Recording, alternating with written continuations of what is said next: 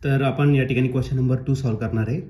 The current in the arm CD of the circuit will be. तर आपल्याला CD या ब्रांचमधून हा जो CD दिलेला आहे याच्यातून किती करंट पास होणार तो फाइंड करायचा आहे. तर OA या ब्रांचमधून करंट चाललेला I1, इकडे AB मध्ये चाललेला I2 आणि AC मध्ये चाललेला I3. ओके, तर या CD मधून किती पास होणार आहे तो आपल्याला फाइंड करायचा आहे. तर याच्या चार ऑप्शनपैकी पहिलं जे ऑप्शन आहे A ते आहे I1 + I2, B ऑप्शन आहे I2 + I3, C option I1 + I3 आणि लास्ट D ऑप्शन आहे I1 - I2 + I3. तर या चार ऑप्शनपैकी या क्वेश्चनचा करेक्ट आन्सर काय असणार आहे. चला ते याला सॉल्व्ह करूया आणि मग डिसाईड करूया.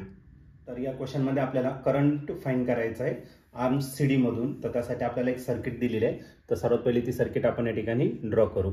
तर या ठिकाणी आपल्याला एक साईड दिलेली आहे, O पासून त्याचा स्टार्टिंग पॉईंट दिलेला आहे. ओके, आणि त्याच्यातून जो करंट पास होतोय तर तो करंट दिलेला आहे तुम्हाला I1 इतका दिलेला आहे. त्याच्यानंतर एक रेजिस्टर दिलेला आहे. ओके, त्याच्यानंतर पुढे जाऊन आपल्याला दोन पाथमध्ये एक जंक्शन दिलेलं आहे आणि तिथून दोन पाथमध्ये आपला करंट पास होतोय. वरती पहिला पाथ दिलेला आहे. ओके, त्याचा रेजिस्टन्स R आणि जो करंट पास होतोय तो करंट किती दिलेला आहे तर I2 इतका दिलेला आहे. आणि वरती जाऊन आपल्याला या ठिकाणी जंक्शन B दिलेला आहे. ओके, आणि खालच्या साईडला आणखीन एक दिलेला आहे तुम्हाला रेजिस्टर. त्याच्यातून जो करंट पास होतोय तर तो करंट आहे तुमचा किती तर I3 इतका करंट दिलेला आहे. आणि या B पासून आपल्याला आणखीन एक रेजिस्टर दिलेला आहे. ओके, तो या ठिकाणी कनेक्ट होतोय आणि तिथून परत आपल्याला एक रेजिस्टर दिलेला आहे आणि हा पॉइंट जो दिलेला आहे जंक्शन D दिलेला आहे. इथं जो दिलेला आहे तो C दिलेला आहे. ओके, आणि या जंक्शनला नाव दिलेलं आहे A जंक्शन. ओके, तर आपल्याला काय सांगितलं या CD मधून किती करंट पास होणार आहे ते आपल्याला या ठिकाणी फाइंड करायचं. ओके, तर आपण एक काम करू, या ठिकाणी किर्चॉफ्स लॉ या ठिकाणी आपण काय करणार आहे यूज करणार आहे. ओके, किर्चॉफ्स लॉ यूज करायच्या आधी आपल्याला फक्त काय करायचं CD मधून किती करंट पास होतोय तेवढंच बघायचं. ठीक आहे, मग I1 करंट जो आहे तो इथपर्यंत येणार आहे.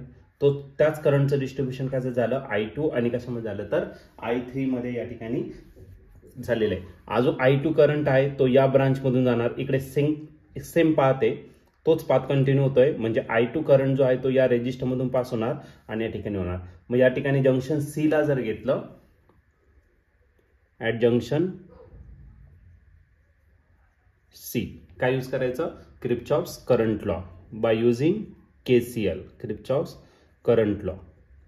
तर KCL जर आला तर या KCLचा अर्थ कोणत्याही जंक्शनला algebraic sum of incoming current is equal to algebraic sum of outgoing current. Suppose याच्यातून जो करंट पास होतो तो किती घेतला I4. या I4 ची व्हॅल्यू आपल्याला फाइंड करायचं, कारण CD मधून जो करंट पास होतोय त्याची व्हॅल्यू आपल्याला फाइंड करायचा.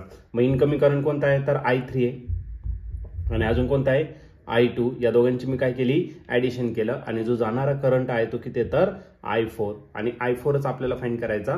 मग जो I4 आहे तो किती असणार तर I3 प्लस काय असणार I2, किंवा मग ऑप्शन नुसार जर घेतलं तर I4 is equal to I2 plus काय असणार I3. ओके, मग या ठिकाणी ऑप्शन जर बघितलं तर ऑप्शन नंबर B जो आहे तो या ठिकाणी आपला करेक्टली मॅच होतोय. मग या क्वेश्चनचं जे आन्सर असणार ते ऑप्शन B आणि ऑप्शन B म्हणजेच काय तर I2 + I3. Current flowing through arm CD is I2 + I3. त्याचा आन्सर असेल ऑप्शन B.